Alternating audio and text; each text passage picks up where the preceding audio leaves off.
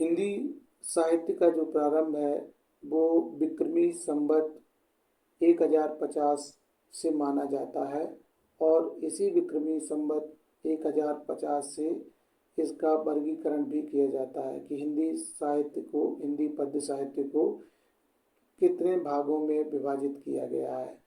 तो सर्वप्रथम जिसे हम कहेंगे पहला काल वो है वीर गाथा काल और इसे हम प्रारंभिक काल होने के कारण आदि काल भी कहते हैं।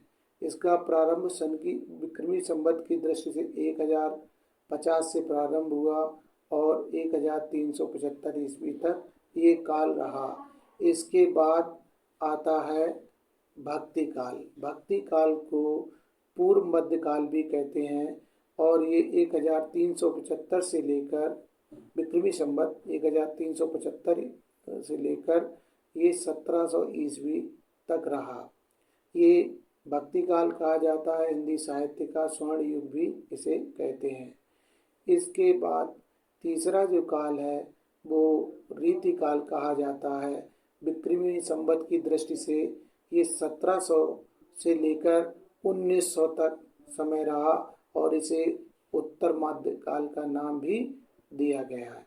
इसके बाद विक्रमी संवत 1900 से लेकर आज तक जो काल है वो आधुनिक काल है और इसे भी तरह तरह के कालों के विभाजन भी किया गया है।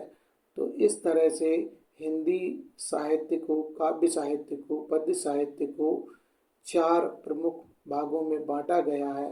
पहला वीर गाथा काल जिसे आदि काल कहते हैं, दूसरा भक्ति काल जिसे पूर्व मध्य काल कहते हैं, तीसरा रीति काल जिसे उत्तर मध्य काल कहते हैं और चौथा आधुनिक काल जिसमें आज के समय की अलग अलग काव्य प्रवृत्तियाँ, काव्य विचारधाराएँ शामिल हैं।